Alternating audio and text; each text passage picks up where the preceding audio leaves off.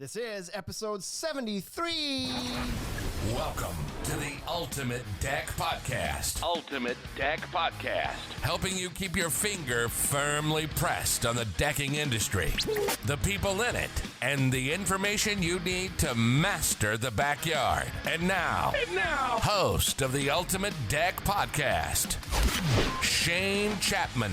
Welcome, everybody, to the Ultimate Deck Podcast Easter Weekend Edition. Live on Instagram. So, again, we're always going on Instagram now. Is that right, Bryce? Always. It's a thing now. Mandatory. Every week. Mandatory Instagram living. Usually on Saturdays. Today, we're hitting up the Friday machine because Mike's on house arrest on the weekends. I am on house arrest, and it's a Good Friday.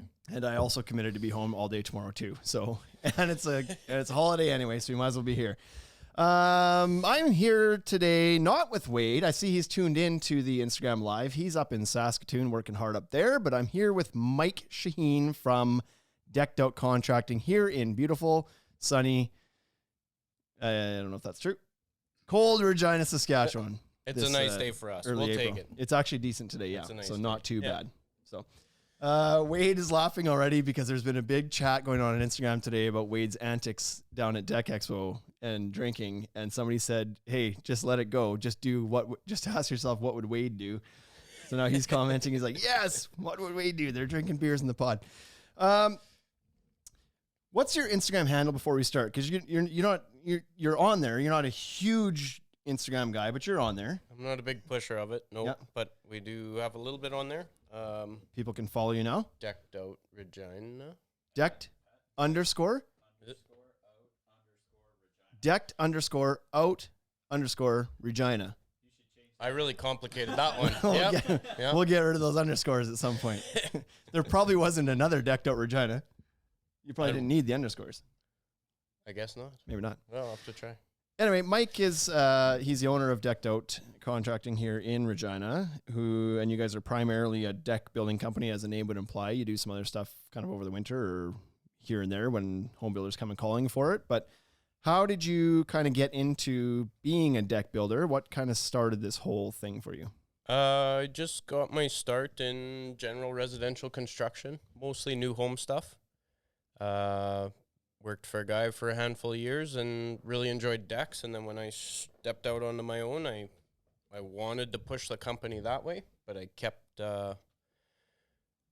going with anything that would fill the time and get the money and build the brand and then partnering with you guys when you guys opened up, and that really pushed us into more the 100% decks, pretty much what we are now. That and then some really custom stuff for a few home builders that need some really custom framing touches that we handle for them. But you're doing one right now, a ceiling or something for a home builder, right? Is that current that you're posting about right now? Yep. That was just last week. We did a 16-foot by 16-foot square bulkhead with a big circular detail that'll get big stack crown and some cool stuff. And that was pretty sweet.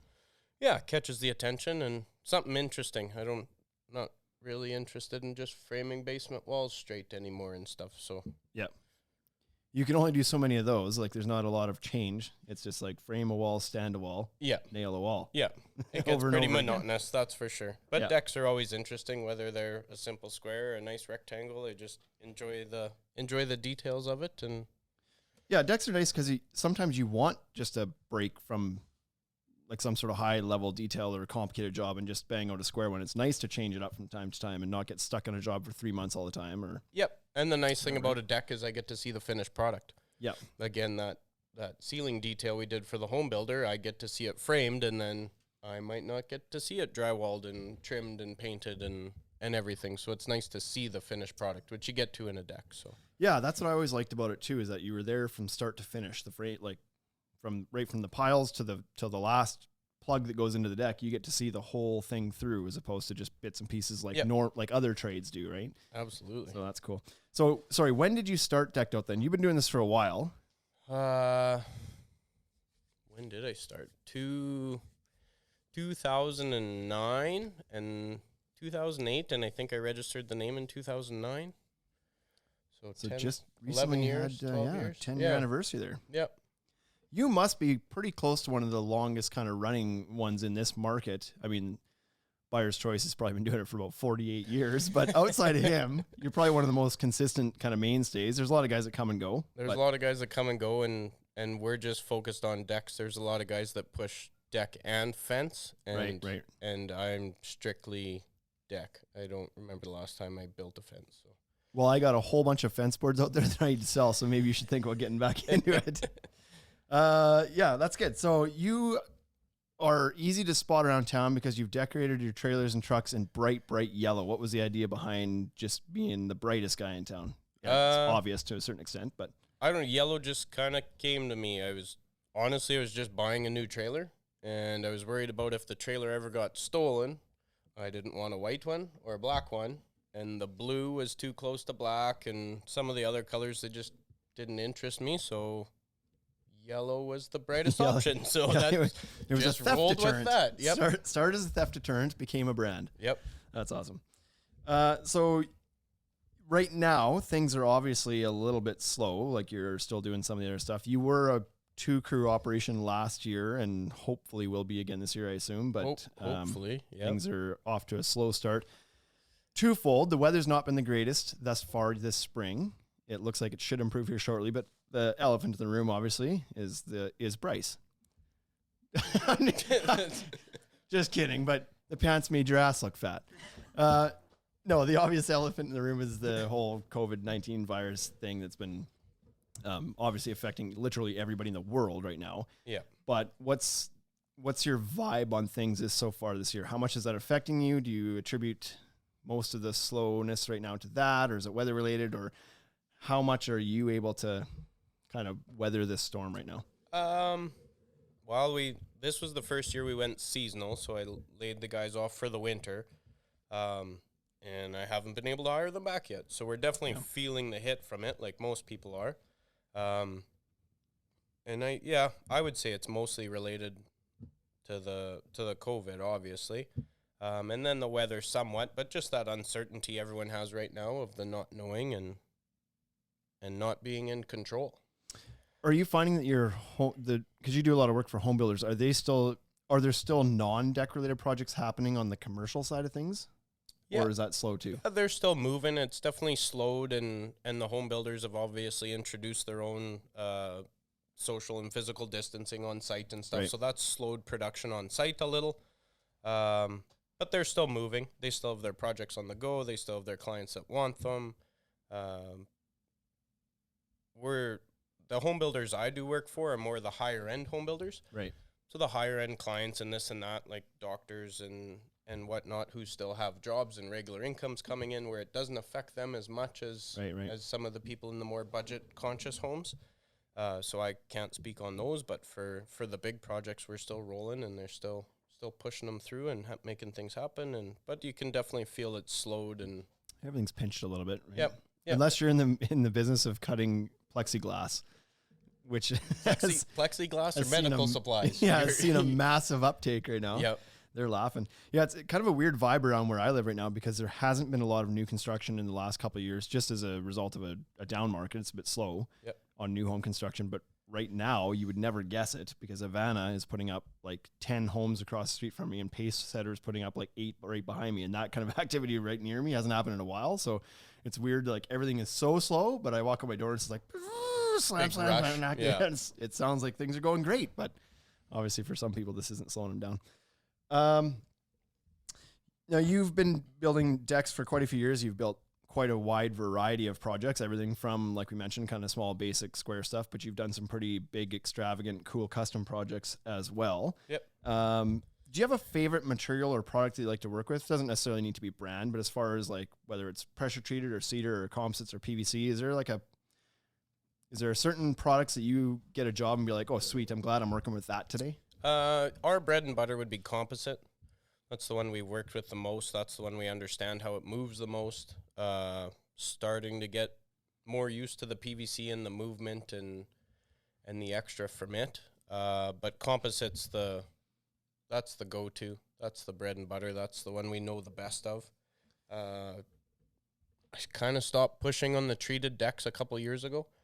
Had a few real bad batches of of boards that I just didn't really enjoy, and the new 5-inch cedar boards that you guys are carrying is such a comparative price to the treated that we just push that route. Yep. And the boys always love cedar. Nobody, everybody loves the cedar smell, and it's so easy to work with and to be able to manipulate it so easy, and it's just beautiful at the end. Yep. It's just when you go back to a project, if you have to go back a couple years later and tune something up or change something, and you see they haven't maintained it, right? Then you get that cedar look that I'm not as fond of. Yeah, yeah. So that's why everybody loves the no maintenance, right? So back in my building days, or even now when we sell cedar, we always ask people, like, are you oiling this? You should, whatever. And some people are like, no, I'm not going to. And it's always like, come on. I wish you would like, do something. I wish you knew what I knew. If you could see what that's going to look like.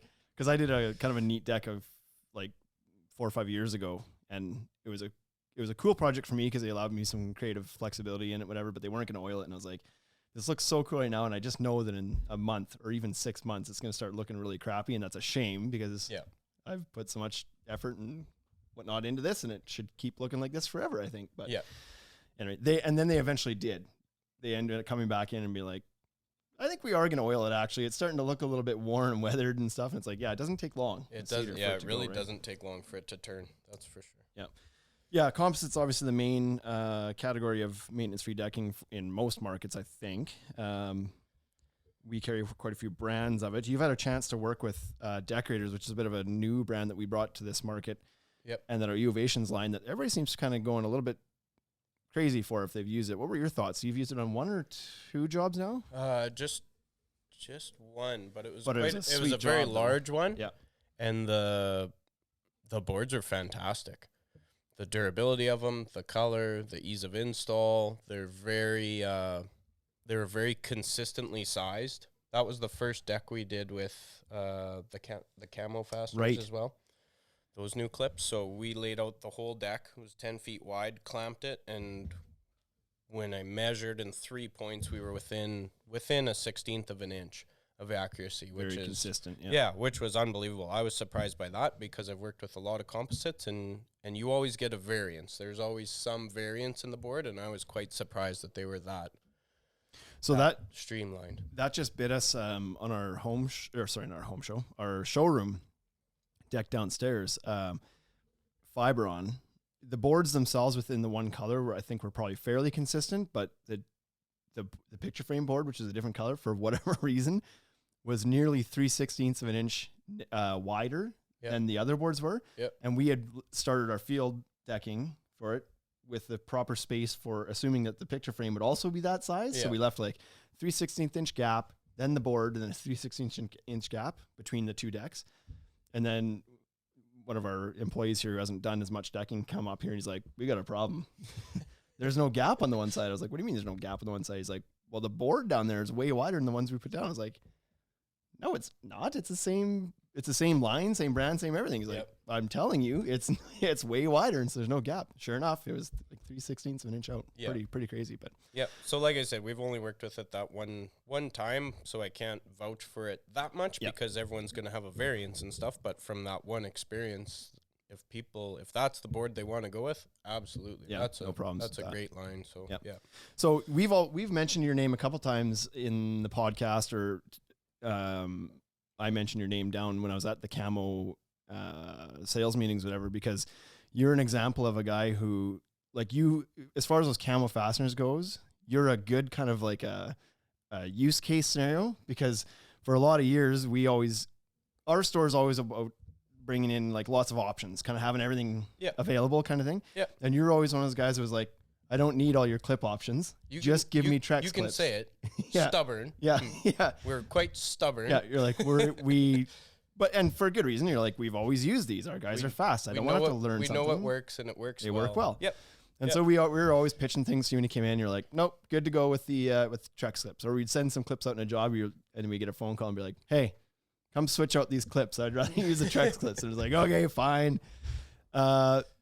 But all of a sudden you use camo, and then the phone call was different that time. The phone call was, hey, I want to load up my second trailer with these clips. And it was like, holy smokes. I was quite excited. I was also the one who pushed for the gun deal that you guys Yes. set up for a while. Yep. I was so excited for them that Yep. I wanted to buy as many clips as I could if I could get some guns for free. Yep. And I did. Yep. So So we put together a deal. It was a Mike Shaheen decked out deal. Yep. I don't think anybody else took Decked out advantage of it. inspired, So yeah.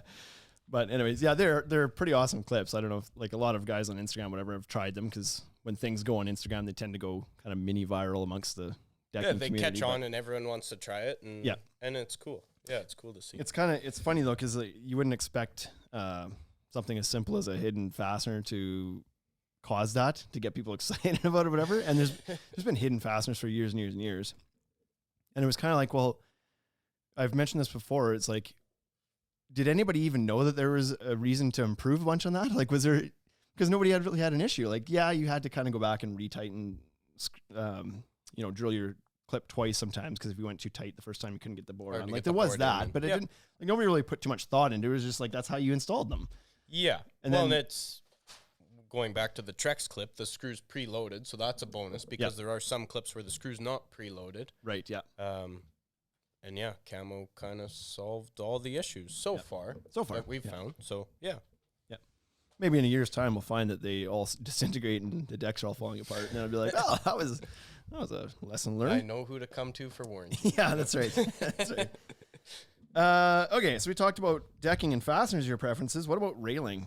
This is a heavy aluminum market in our market, but you've done composite railings as well. Yep. Do you have a preference as far as looks or install between those two popular types of railing?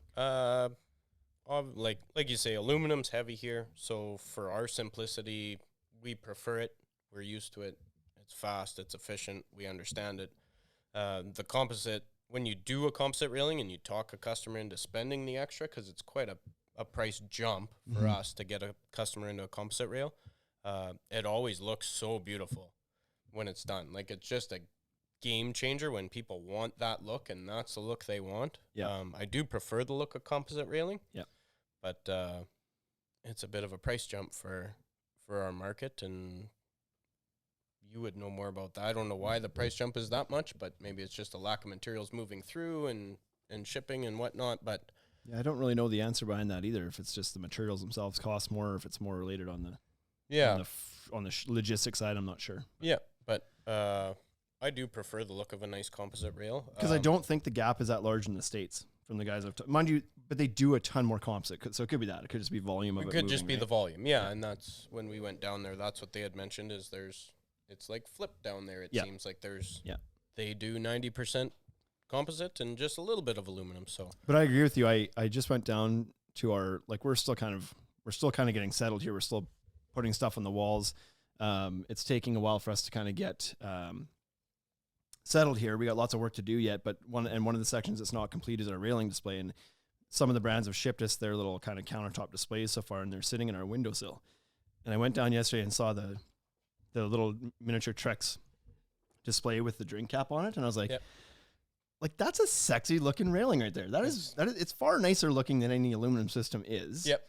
But it's just not as popular, and there's potentially more issues with it. It takes a little bit longer to install, but the finished look, it looks amazing. There's no doubt Yep. about that. So yeah, it gives the deck a whole lot of character, a whole Yep. different character. it's just more of an upscale look, I think, a little bit. All the components are a little bit beefier, and Yep. like, it's just Yep. You You get that older cathedral style house that just demands that look. and exactly. right? Because even the big advantage with aluminum, especially on the pre-assembled panels, is the speed of install. Like, the stuff goes up extremely fast when you can just lay your decking and then surface mount the posts and drop the panels in. That's where the big advantage is for that cost and whatever. We do have a comment here from the TimberTech guys that say TimberTech Garrett, our Western Canadian rep for TimberTech, says that exchange rate and shipping are playing into the cost a bit on composite rails. So I guess maybe heavier components potentially cost shipping rates maybe to be Bulkier, higher on it. Bigger packaging, more packaging. Could be. Yeah, So, yeah. definitely a few factors. Yeah. So we touched a little bit on your trailer being yellow and catching a lot of eyes. And there's a few businesses around that use that color, like a Graham Construction or Freestallman or whatever. Like, you see yellow vehicles from time to time, but it's pretty easy to spot your trailer everywhere. But what are some other types of advertising that you guys do every year? I know, like, being one of the bigger dogs in the market as far as decking goes, a lot of the work finds you because you've done more work and you have more referrals, whatever. But what other types of advertising are you doing that help? Or maybe that you're doing now that you maybe wouldn't have normally because things are slower? Honestly, I haven't really dove into anything yet. We did some magazines. I did a little TV. Wasn't crazy. Like, it's hard with advertising because you don't get an instant gratification from it. Yep. Like, you don't have the exact numbers in front of you, so you just got to keep feeding the machine, and Yep. and you'll see it in the long term. And I'm just not patient for that. And I didn't want my business to grow up and blow up to where I had 5, 6, 7, 8, 10 crews. So I wasn't after more and more and more. So Right. I didn't really push the advertising that much. I more went on the vehicles as a big one. Now we have 2 trucks and 2 trailers, and they're all wrapped yellow. Yep. So that's a giant attention grabber. Couple signs off Ring Road, one of our main circles in Regina here. But I've been meaning to. I'll have to talk to you or Bryce about that. I do need to get some kind of Instagram or Facebook advertising going, I'm thinking. Sure.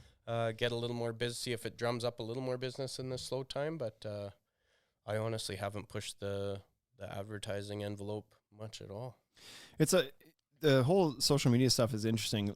Like on normal years, you yourself have been booked up typically months in advance. Like it started to slow last year. It was only, most guys were only booked up 2 or 3 weeks last year just because the whole economy was slowed down a little bit. But there was still work. It's just the queue was a little bit shorter, a little bit different now. I know we've always been partial to social media. We've done all that stuff too, like the radio and the TV, whatever. And to your point, it's like, it's so hard to measure that stuff and find if you're actually getting enough value out of it. Yeah. The return. Yep. Yeah. You say feed the machine. It's like, that's all it feels like with radio. It's just like feed the radio. It's like playing the claw game and you never get the prize out. Yeah. It's just like, I've paid all this money and I don't know what I've actually gotten from it. But right now it seems like is prime time. And we were planning to do all this extra social media stuff already anyway, before coronavirus was a thing here. Like our plan was to really kind of double down on it this year. And what a blessing to have prepared to do that, because right now, probably more so than ever, it's just that much more important because they're literally sitting at home on social media more than they've ever been right now. Yeah. Like they're just looking for things to do and watch. Yeah. So I not that I've seen or spent enough time in our analytics to be like, oh, look how much more people are consuming our stuff right now than before. But what I do know is that I don't have the money to spend on radio right now, as a result of that. And so maybe they're giving deals though. They could be given. They should be given deals. They should be given deals anytime. But anyway, we're kind of doubling down on it and being like, hey, let's just push more stuff out. It's that time of year. It really costs not much more than time, unless you hire a Bryce, and then like he doesn't work for free. I'd like to pay him in just time and beer, but that doesn't work. But anyway, now's the time, I think, right, to kind of get into it. And I would agree. Yep. And everybody's got the time to start learning it now too. Right? Like all the guys are sitting at home. It's like, now's the time to get in there and figure out how Instagram works. My wife is actually kind of getting into it right now because she's not been a social media person at all. I saw that. I added her for a while. Yeah. Like she's maybe had an account wife, or whatever, but anyways, but she's getting into kind of a little business of her own that she wants to play with. And I'm like, well, you have to be on social media now. So now she's getting onto it a bit and using this time to explore that. So for sure, we might have to have a conversation and kind of help you get a push in the right direction. Let's see. There's a question here. Let's get back to that. Eric Theroux from Quebec says, how much has the vehicle wraps helped get more business? I think the vehicle wraps help a lot. I splurged a couple years ago and then finally bought a new truck instead of just dealing with old ones and fixing them and rust and yada yada, which gets the job done. The new truck wrapped to match the trailers with the company logo and everything. It's just professional. I think the biggest thing it helps with is helping nail down large jobs and convincing clients that you are the guy for the job. We obviously push for decks and we advertise that. And then that just seals it for them.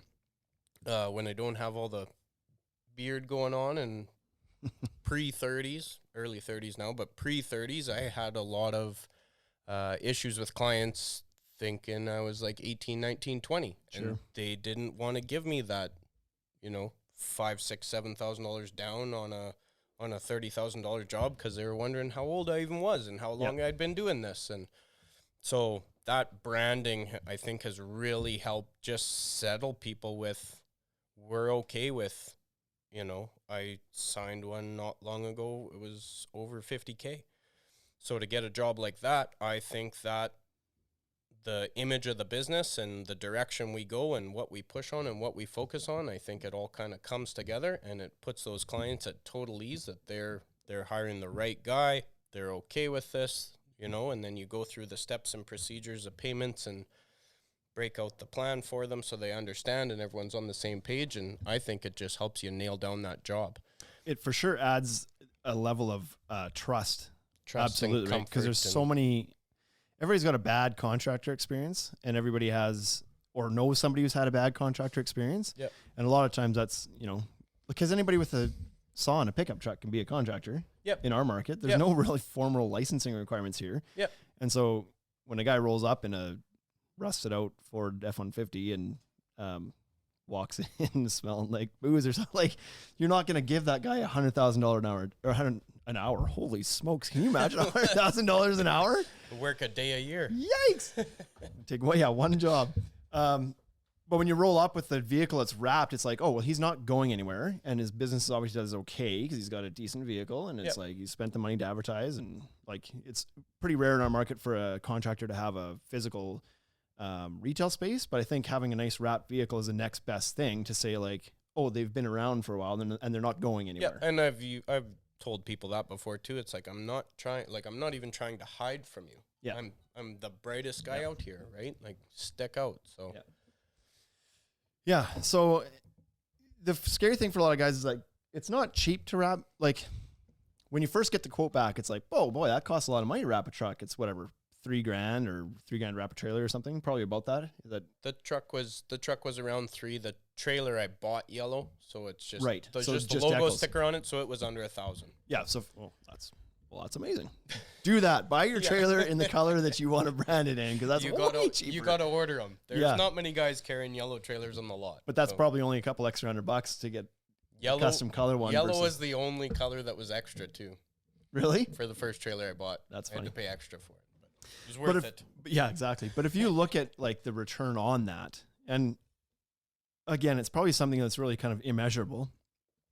But if you take $3,000 to wrap your truck and you put that into basically anything else, nothing else will give you that kind of return. Like, if you put $3,000 in radio, you would get a few 30-second spots. You might get like a week or two of advertising out of it. Yep. That may or may not pan out to anything. Yep.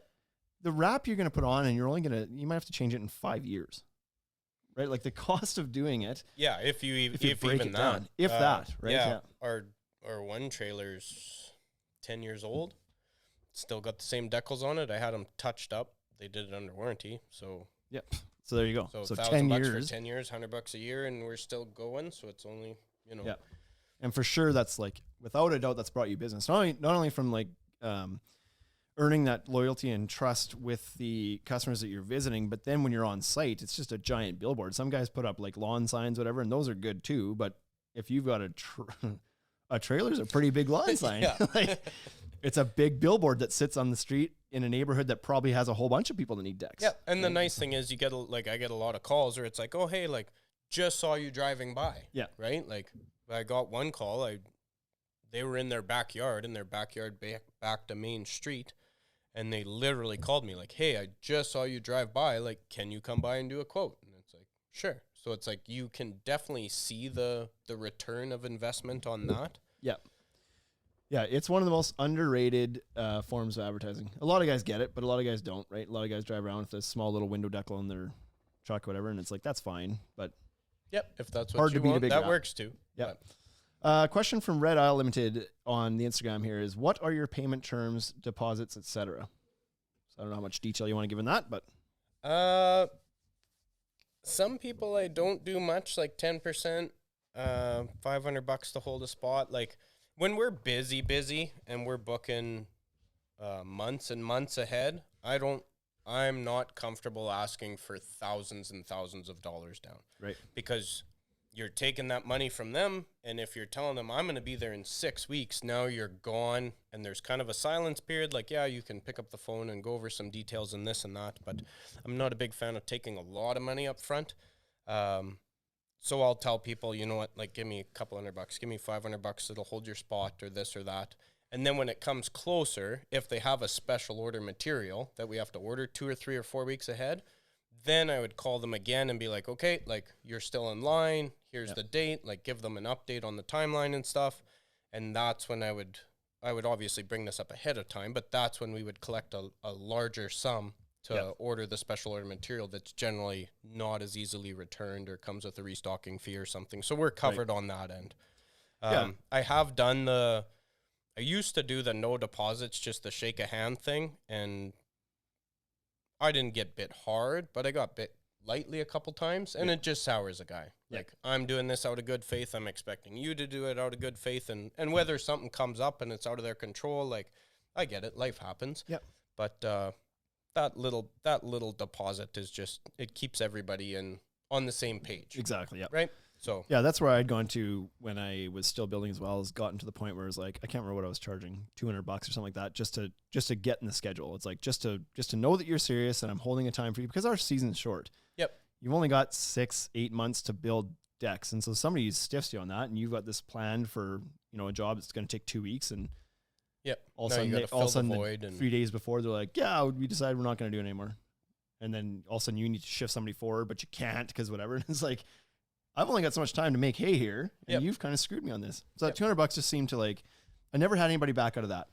You know, it's just a small commitment. You knew they were serious, and because it's so easy if they don't have to commit to anything, be like, oh yeah, well then put me in the schedule. Yeah. And we'll kind of decide along the way if we're actually going to do it or not. Yeah, you tie them down, like you say, you tie them down with a few $100, and it keeps people honest. And then get your materials paid for closer to the job so you don't risk anything there too, or a portion of it or whatever. So I think that's a good strategy. I always get a larger sum right when we start, at least. So. Good strategy there. So. What are you seeing for trends before all this crap happened with this virus stuff? What were you seeing in the last couple of years as far as trends that people were asking you for in their decks?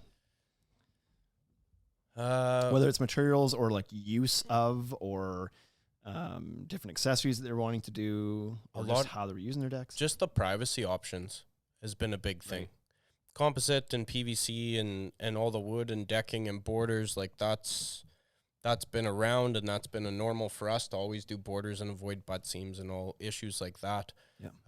But a big thing has just been all the privacy wall options, the screen options, even the skirting options have picked up quite a bit with deck wall mesh and mixing hardy board siding and similar other products to skirt off a deck and then border it with the matching composite and stuff. That's kind of all been a big push lately of more high-end kind of finishes, like finishing off all the details that you don't necessarily need on a deck, but that really enhance the visual and the function of storage underneath and issues like that.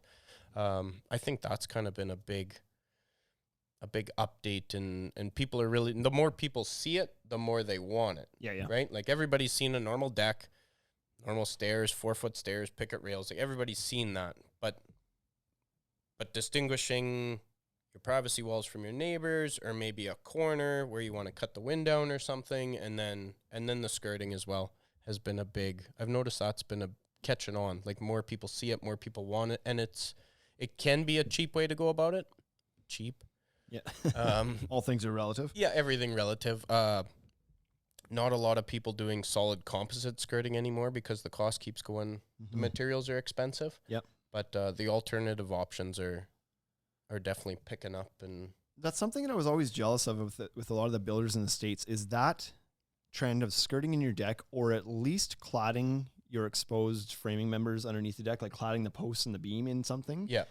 Seemed like pretty common practice down there. It's like guys would finish a job and the posts would get AZEK wraps or Versatex wraps, or clad in the deck material or whatever, and the beam would be finished out. Everything gets trimmed out really nice, and it just looks like it's architecturally beautiful. It's so much better. Yeah. And then up here, it was like people dump all this money in, and from when you're standing on the deck, it all looks beautiful. And if you're standing in the yard, It's like all you see is a strip of fascia, some rail, and then a bunch Yeah. of crappy tree and lumber underneath. What I dislike the most is we call them elephant blocks, little pyramid concrete blocks. Yeah. They just stick out, and there's nothing you can do about it. Yeah, They're big old just sore there. thumb. Yep. Yep. Yeah, for sure. TimberTech Garrett has a question here again. Again, the guy just doesn't stop. Hey, gets on this IG. I'm just kidding. What deck feature is most important to your customers? Is that, and then he says color, price, or warranty. I guess maybe he's clarifying what he means. So what do you find are the kind of the top things people are looking for? Is it color the most important, or are they shopping on price, or is it warranty of a product, or? A lot of people ask about the warranty, but they're all getting up there. The composite material's been around so much that everybody's comfortable with the warranties. It seems like that word's kind of already got out. The color and cost are usually the biggest. Yep. Obviously, those are the two that stick around the longest. If you're pushing yourself into the high end of your budget and you're going to be paying for it for a while, then that's definitely top of mind. Color's probably the biggest. Color's the biggest. People can soak up the cost. They can get over that hump. Yeah. But if they're not happy with the color, then that's definitely a game changer. Like you'll obviously, people come in and they want the budget board, right? They see the sale advertised $279 a foot or $1.99 a foot if stuff goes on crazy sale and stuff. And they come in interested in that, and then they see the colors that the sale is obviously limited to every line, and the more you spend, the more beautiful the colors get. Yeah. And they're not opposed to spending more money for what they want. Yep. Right? So the color is probably the biggest, and then after that, it just comes down to what specifics of the board they want, what function they want the board to do. The better traction, limited scratching, maybe they got big dogs or, kids with a sand pit that drag their Tonka trucks around and this and that. Yeah, a lot of people don't know what their budget's supposed to be because they have no idea what the stuff's supposed to cost. It's like I've had that experience before too, shopping or something, and somebody's like, well, what's your budget? And I was like, and then I'm on the other side of this being like, I don't really know. And they're probably thinking like, here we go. Yeah. Guy that won't give me his budget. He doesn't want to tell me his budget, but I'm going to max it out. Yeah, I actually just I don't know what I should expect to pay for a 6-person hot tub. Yeah. I don't know if that's 5 or if it's 10, whatever. Like, I know I don't want to go crazy, but so that sometimes happens too. Like even people come into the store and it's like, my budget's, I don't know, $5,000. And you're like, oh, great. Here we go. This guy wants everything for $5,000. It's like, well, no, maybe he just doesn't understand that to get that. It's like, he's closer to $12,000. And maybe once he digests that a bit, maybe that number's okay. It's just that he didn't know. And it's totally understandable because if you're not around it all the time, like you go to Home Depot, you should go to the deck shop, but you go to the box store and you see the price of one board and it's like, well, that's not that bad. Yeah. But then you don't have the framing and the fasteners and everything else that goes with it. And by the time it adds up, like you say, it can be a bit of a shocker for people that aren't accustomed to what the materials cost and stuff now. So yeah, I think everybody comes in, like in our store, it's a little obnoxious because we've got 100 different colors in the wall, but people shop, I would say, first on color. They're attracted to the colors they want, and then they figure out kind of what that's going to cost, and then they'll scale things. Then they kind of adjust to their budget, right? Yep. And the nice thing is a lot of brands are coming out with nicer looking products at lower price points. So even this table that we're sitting at here, this Decorator's Tundra board is absolutely gorgeous. It's beautiful. And the coloring was fairly unique, but Fibron releases a board this year called Chai, and it's like, Bryce had a hard time getting the camera to work because they look almost identical. It mirrored it. So it's like you have that option. It's like, I love that color. I can't afford, I really love that the traction of this Decorators and all the benefits of it, but I just don't have the budget. It's like, at least they have an option that looks the same. They don't have to give up the looks as much. It's just like the other features a little bit, but, and even Trex last year releasing that Enhanced Naturals all of a sudden brought this line of beautiful colors that you used to have to go to their top tier to get good coloring in it, and now you don't. Now you're kind of like low to middle tier, so that's kind of cool. There is another question here. Questions are starting to roll in. People must be drinking. What kind of warranty do you provide in your workmanship? That's from Josh Boyce 2019. I honestly don't really provide a written warranty. If an issue comes up, I have a big yellow trailer. Yeah. That's my warranty. I can't hide. Yeah, we're local and we don't hide, and we want to push every project the best we can. I don't really provide a written warranty. If something goes wrong, the customer, like, I want to say almost always, they're always happy with what we provide for them. So they always call if there's an issue, whether it's something small or something big. And usually we just end up going out and fixing it. Like, we're not in a huge market. We're not a huge city. I don't have to drive an hour to get to anyone's job site to fix any little thing. Yeah. So if it's a matter of swinging out and it's like PVC, you can use as an example. When the boards expand and contract, sometimes the screws will break. Right. We've had that issue before. So you go back and you put a few more screws in, you grab some plugs left over out of the trailer and you tap them in, and you're on your way. You're there for 5-10 minutes. Like, it's not a big deal. So I kind of treat it on a job by job basis. We had a railing where a bracket broke and the glass blew out and smashed, and so we replaced the piece of glass, and I just ate that one. I wasn't happy with what happened, and like, the project was, I want to say it was 3 or 4 years old at the time, and I just changed it because I must have missed a screw or something at some point, and I put that blame on me. And, like, what's a 1-year warranty? Well, if something breaks and something goes wrong and it takes longer than a year, well, it was still my fault in the first place, right? So I'll just go back and fix it and make things better. And I had talked with that client, and I had mentioned, like, if I can't get warranty on this, like, you might have to pay for the glass and this and that. By the time I ordered the glass, it was just over, I think it was like $120. And it's like, you know what? Like, I'm not even going to go out of my way to invoice this guy. Like, he was great. He called. Like, there's no issues. There was no yelling. There was no complaining. Like, it was just like, this happened. Can you fix it? Yeah. We just went and fixed it. And maybe not even an expectation that you would do it for free. He maybe just was like, I need somebody to come fix this. And might as well be the guy that did it. And like I said, I mentioned to him over the phone that, you know what, like, the railing we can probably get under warranty, but the glass maybe, like, probably not, because it's not their system. Yeah. And yeah, I just ate the cost of it, and so be it. Yeah. And you know what? Like, I look at that as another form of advertising. Yep. Because now, when that guy is a friend asking about a deck, it's like, you know what? Like, I had this guy build my deck 4 years ago. This happened. He came out and fixed it. No questions asked. No nothing. It was done within, like, obviously we had to order the glass, call it a week. Like, you should just hire him. Yep. Right? For so sure. It's like, I look at it that way too, but we don't have a lot of issues with our products. We're pretty comfortable with all the products we use and stuff, so we're comfortable with how they move and react and this and that. And I had one of those almost that exact scenario, a piece of glass blow out. Unfortunately, mine was Gray Light 14 dark black stuff. It wasn't $120, but same thing. It was just like, yeah, that'll be on me. But I guess that's $340 of whatever, right? 4 or 5 years ago that blew out, and it's like, but I was the same thing. I would, like, if it was a bigger job that I was providing some sort of paperwork or contract or terms behind, I would put in there that it's like, oh, I'm providing a 2-year labor warranty or whatever. But similar to you, if they call me 2.5 years in or 3 years in and there's a problem, like, it's not my character to be like, sorry, your warranty is expired. Yeah. That's just not who I am. There's a service call, FYI. Yeah. No, I would just go back and fix it, right? Like, it's just the right thing to do. And to your point again, it's a chance to earn a referral off that again. Like, when that person bought the deck from you the first time, they were super happy. They told a few friends, and maybe 2 years later that they don't have those conversations anymore because the deck's not new and it's not in their mind or whatever anymore. Yeah. But all of a sudden you go do that repair, and now it's like, now it is on their mind again. Yeah. Now they're wanting to talk about you again a second time around, right? And if it costs you $120 in an hour a time, it's like, but if you get one more job out of that? Well, that's just it. Even if they move. Who knows, yeah, exactly. Right? So we're seeing that, right? Like, we didn't, we kind of always thought like, we don't really have recurring customers outside of our contractor base is recurring, but for homeowners, it's kind of one and done.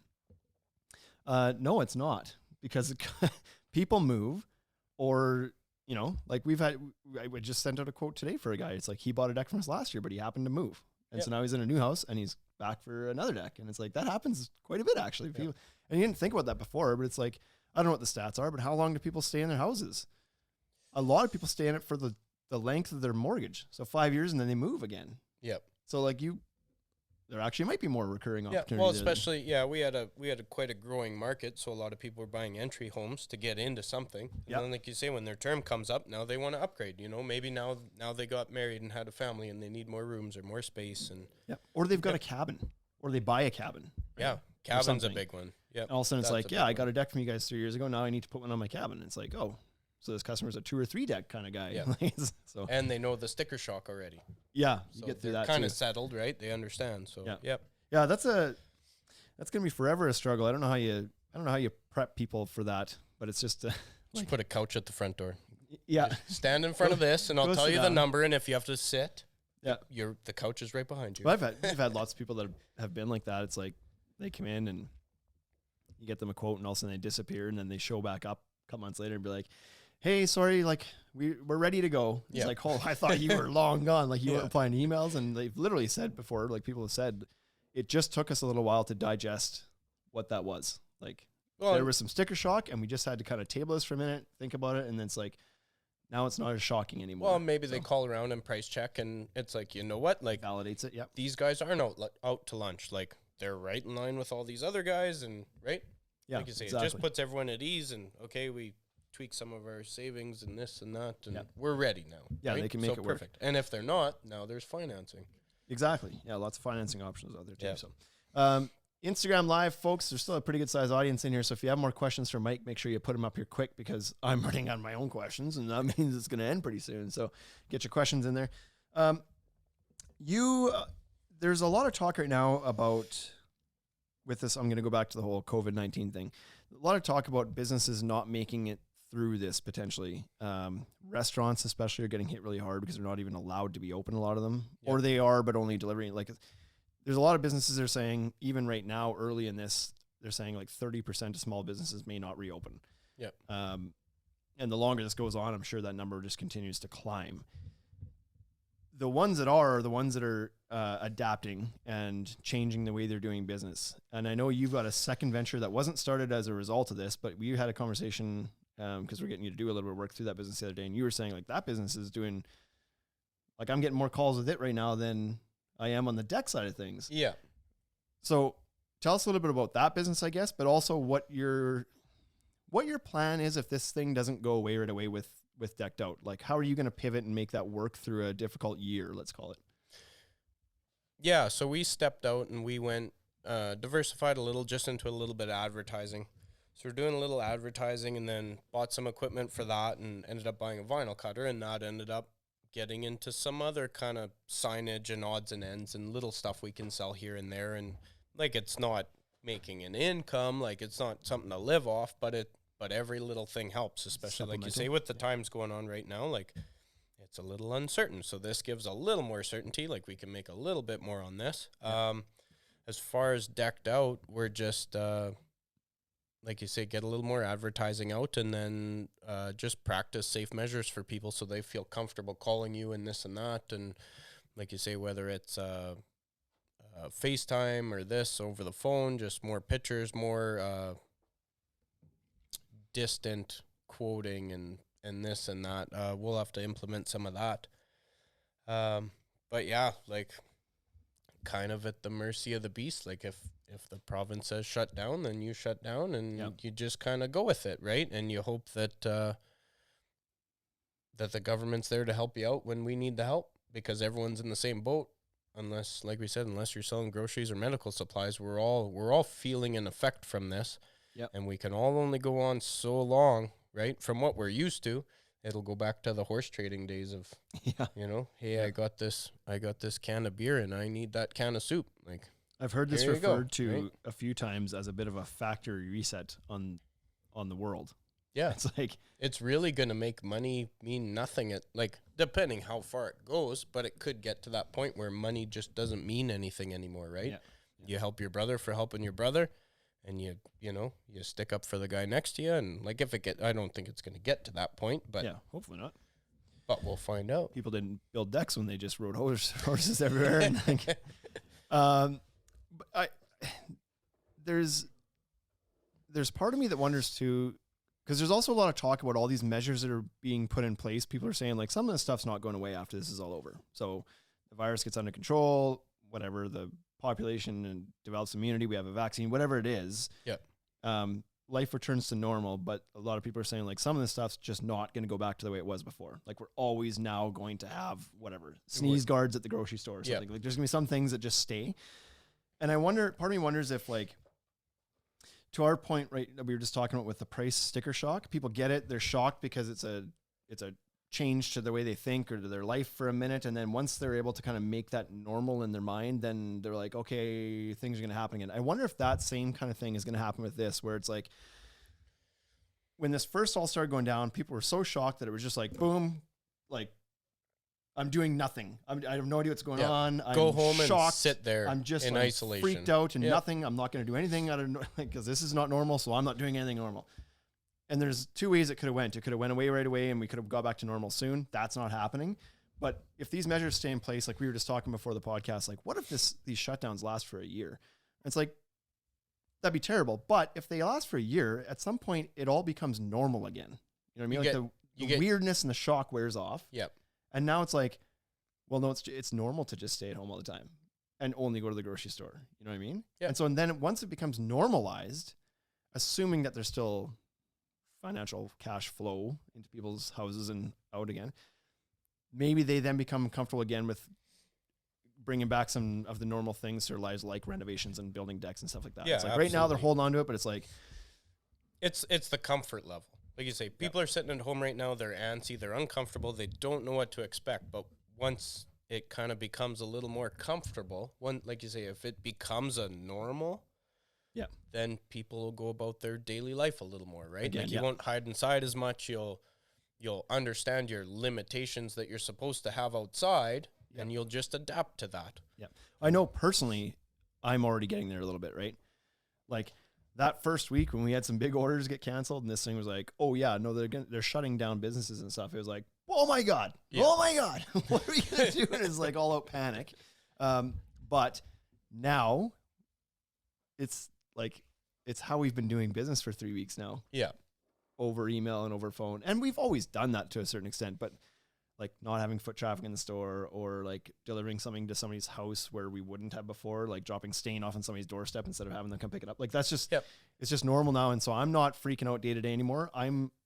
My days are much the same as they used to be now. It's like, what are you guys doing during the day? I'm ordering product and like doing some advertising. It's no different now because it's becoming a little bit normal. So, but it's still a numbers thing.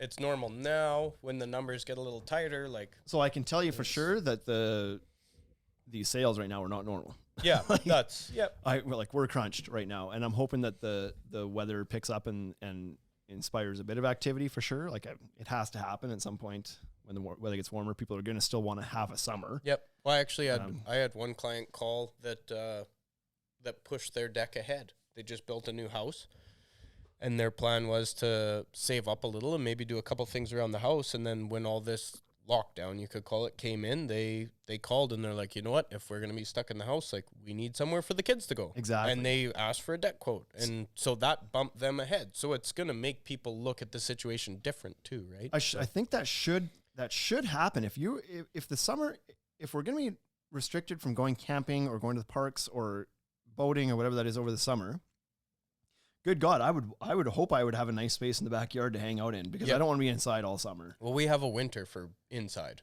Yeah. So we just finished our inside stuff. Yeah, we just finished our inside, so we need some outside. And I know my wife too is saying the same thing. Like I work obviously a lot during the summer, but she's at home with two little kids, and she's like, can we take down our pergola thing and put up a playset, like a playset in the back instead this year? Because I can't take the kids to the park now. Yep.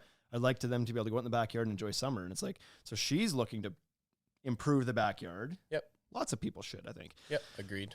Oh boy, we got some comments here again. Simcoe Deck says, we are doing lots of virtual quotes. I think customers are wanting to move forward, just don't know when they can. And I think, to the uncertainty, it's like they're getting used to this thing that's happening. Yep. They know they want to move forward. It's just they haven't had the kick in the butt yet because they're just as unsure as anybody now. They also need something to do. So you might get a few more tire kickers, people pricing stuff out for the future. And like you say, this uncertainty is just there, and they can't pull the trigger until there's a little more certainty in their life again. And that's what I was saying a couple weeks ago. I was like, if they could just give us some sort of date where it's like, we'll start lifting restrictions at the end of April. If they would just say that, then all of a sudden people would be like, oh, okay. Yep. Then I have a number. Yeah, I can work I've got with something. This. Yep. Yeah, I've got an end goal here, and things will get normal. But yeah, we haven't gotten that, so it's made it tougher. New Tech Wood Canada says been dropping samples on doorsteps and through Canada Post a lot lately. So yeah, same thing. Like we've been offering to mail our catalogs out or to mail samples to people because they can't or don't want to come into the store or whatever. So there's things you can do. Yep. TimberTech Garrett Prairies says somebody ask what brand Michael's first composite. Why somebody? You just asked it. He doesn't want my flack again. Be like, oh, he's asked all the questions. What brand was your first composite deck, if you remember? Composite. I would imagine it would be Moisture Shield. That was gonna be my guess. From our supplier with my initial company, that was what they pushed was Moisture Shield, and it was heavy in our town for a long, long time. Still a lot of it out there, yeah. It still is. So that was the first, yep. Mine was Fibron, but it was the old uncapped stuff. But I remember that was my first one. And then did a lot of Moisture Shield. Moisture Shield and Trex were the big brands here. That was pretty much what was available for our community, more or less. So, and the only reason I had I remember my first deck, it was probably, likely 10 years ago or 11, probably around the same time you kind of got going. But the only reason it was that was because the guy had air miles and Co-op took air miles and Co-op carried 5 rounds. He's like, I'm doing 5 round because I want to use my air miles. That's the one. Yep. So we did a 5 round deck, and I knew very little about it at the time, like about composites or what brands I should be looking at or whatever. But now I look back and be like, oh, that was an uncapped composite. I remember it. But that's it for questions there. Anything else you want to chat about today, Mike? Just about a whole hour here. Almost an hour. What do we got here? 3 minutes until our live is going to turn off. So ask questions quickly because you guys are about to get cut off on the hour time limit. Simcoe Deck says, we're selling just as getting your spot in line. We are selling just as getting your spot in line. Once you can build, you will be 5th or 6th in line type of thing. Don't know if that will be in June, July, or later on. So that's a little bit different because he's in Ontario and they're actually like construction was deemed a non-essential service recently or was removed from the essential list and they are not even allowed to go out and build. So that's not the case here yet for us. I don't think they've shut down any type of contracting as far as I know here yet. Obviously, you're supposed to take your measures or whatever, your societal distancing. And they're enforcing it. I had a friend who had OH&S come by and they weren't complying with the social distancing and they were given a warning. So, oh, really? Okay. Yep. So they're definitely that's good. The measures are being pushed in place, which they need to be. So that's a good way to put it too, I guess. If people, I don't know if it's going to get there or not. Thankfully, our numbers here, as far as this virus goes, are fairly conservative. So hopefully we don't get to that point where the construction industry also gets shut down. I do think it's somewhat unnecessary. A couple of guys building a deck in the backyard isn't really harming anybody as long as you're not harming each other, which keep your distance kind of thing. So hopefully that doesn't come here. But if it does, I guess that's one way to go about it. Sell a spot in line. There, our video is going to disconnect here. It reconnects though, right? It'll just... Yeah, I've done that before. It'll like you can go share the story. Oh, it used to be able to redo it, and then it would send out your it would send a notice to all the people that were in it to be like it's restarted again. Now we got a whole other hour, Bryce. Aren't you excited? We restarted this clock. We got a whole other hour. They're telling people again. But anyways, that's I guess one way to put about it. Sell your spot in line. It's like we don't know as much as you don't know, but what I do know is my season's shortened, so if you want in line, you better book me. Right? My certainty is you're number 5. That's my certainty is. So that's good. There people are kind of popping back in, so that's good. But I'm not sure that we have anything else to even discuss. This has been a good episode. So you're on Instagram. You are there, and you've been posting more as like the last year or so. You've been on there quite a bit more. Are there certain accounts that you follow quite a bit that kind of inspire you from the obvious one that everybody talks about is Dr. Dex is obviously kind of the guy everybody watches, but anybody other accounts that you've taken notice of lately? There's that decorators guy, Sean Collins. Premier Outdoor Living. He's really built himself a platform for sure. Yeah. I like the fact that he does the whole backyard together. So a lot of the deck guys you follow is strictly that. You see the deck. Yep. Well, he does the patio, the landscape, like the whole, and ties it all together. And it's always interesting to see the creativity that, again, it's just like framing the ceiling. Yeah. I get to see it framed, and I don't get to see the finish half the time. Yep. Right? Same thing with the deck. I frame the deck, and then we're out, and that's our call, and we don't get to see the 100% finished product. So I really enjoy his page and following the entire process of the whole backyard experience. Yeah.